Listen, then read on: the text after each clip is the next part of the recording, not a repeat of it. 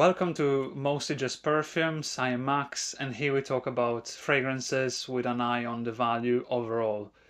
Today, it's going to be an interesting video because we are talking about a super recent release from Louis Vuitton, Ambre Levant, as you might seen from the title of the video itself.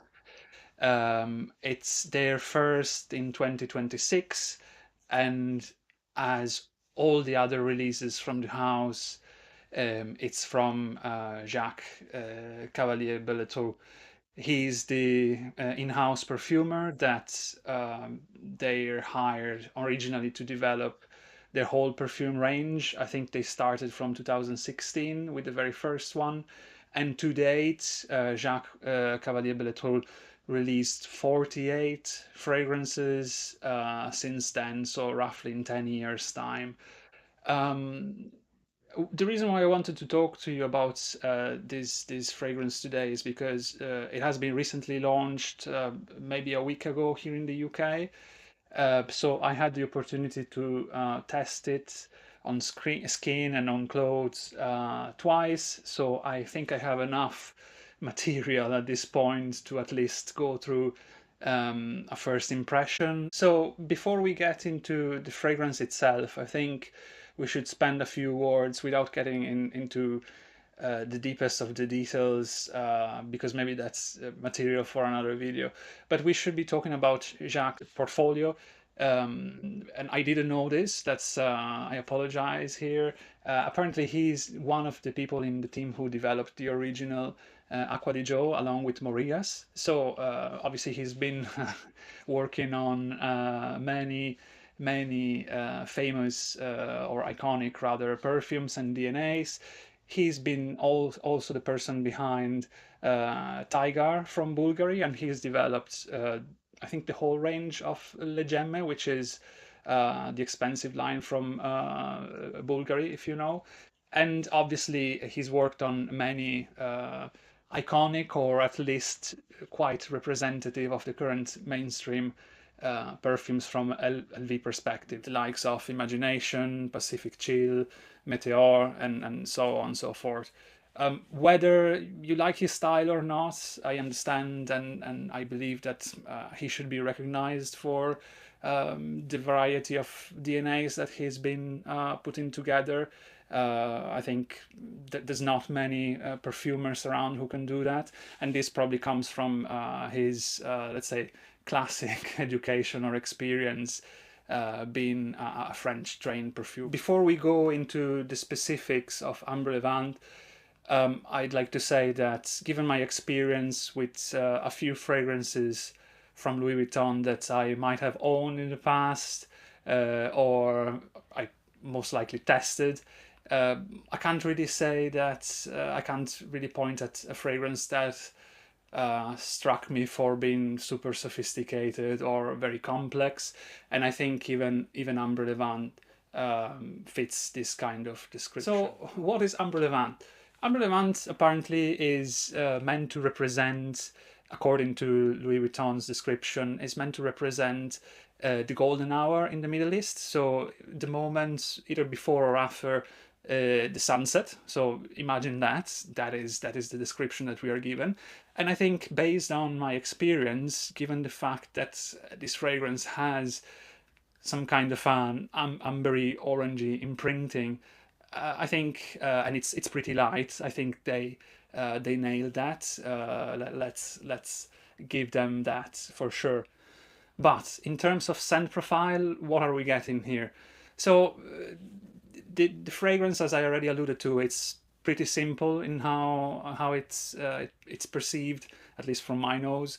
As you spray it, you get a fairly metallic-y, which is quite surprising for a fragrance launched by Louis Vuitton. It's fairly metallic-y, a little bit acidic, and specifically along with a note of incense. It gives a very, as I mentioned before, an orangey feeling, right? And I think this is how they meant to bring in the sunset aspect, right? Along with that, you get some very light smokiness, and that probably comes from galbanum.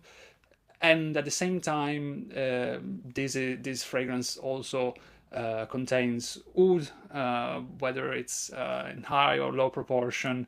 I don't know. I'm not a chemist. I don't have a lab here, but to me, the oud not really strong, right? It's in line with most of Louis Vuitton's releases. It is very westernized, so to say. So it fits within, you know, the idea of a perfume from a designer house, right? So that oud specifically, it gives a little bit of it gives me the idea of being perhaps some kind of Assam oud, and thus it's oody and slightly chocolatey, right? But again, it's not animalic, it's not strong, and I don't think it can be seen as dark.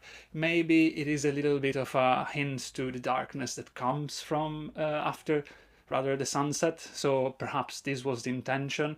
And artistically speaking, perhaps if this was the narrative, maybe, yeah, again, I think they accomplished that. So referring to what I said earlier, this is not a complex fragrance. You get those two accords pretty much, the mandarin slash incense smokiness, and the woodiness. The woodiness in particular will not last too long, in my opinion. As the scent dries down, perhaps after 15-20 minutes, that darker tone coming from the woods fizzles out quite quickly, and it recedes to skin, right? So you will still perceive it, but you will need to get very close with your nose to your skin to still smell that vaguely accented woodiness, right? And that's pretty much it. As I said already, it's not a complex fragrance at all. You get these two accords and a performance, at least projection-wise, that is quite soft. In terms of longevity, you get to 7-8 hours perhaps. So from that perspective, it's not something that I would complain about. But since on this channel we talk about value, and considering the fact that as per the rest of these brown bottles in the line, this retails for 300 plus British pounds per 100 milliliter, I think it is a tough ask, right? The performance does not match, in my opinion, the price tag, and unfortunately I have to say this is not the first time that I observed that within the Louis Vuitton range. I must say that I like their fresh compositions. I think, assuming that you can stomach the price, there's a handful of them that I would recommend. They perform decently, and given the fact that they are freshy, they have some quite interesting scent profiles, not as banal as you might think. But if we think about the brown bottle range, I am struggling to think about something that I see as being worth the price tag. And unfortunately, I think this recent release falls in that category. So my question to you today is, have you tried Ambre Levant? What do you think about it? In my opinion, as I just mentioned, it is something that, yes, surprises me a little bit in terms of scent profile. I think the mandarin and incense combination, it's not super mainstream, so kudos to them for wanting to bring it to the market. I assume some people will be, when they test it, when they sample it, will be surprised. They might not like the scent profile, but I think the real the proverbial nail in the coffin from my perspective is the performance, right? From our projection perspective, that to me is a killer for a fragrance within this price range. So my suggestion is, as usual, avoid blind buying. Go to a store, Louis Vuitton store. They are pretty much everywhere. Hopefully you have one not too far from where you live. If you're into fragrances, that always helps. And before we close the video, what I want to say is a thank you to Mr. A, who I could borrow Myriad from. Mr. A is a frag friend that lives not too far from me, and quite often I am able to borrow something from his collection. And just a note around this channel, everything I talk about is comes from my own collection. I'm not getting any, as you can imagine, at the level I am at, I'm not getting any freebies, I'm not getting any free bottles, and that's absolutely not my intention. I am, let's say, a hobbyist, and I want to keep it like that.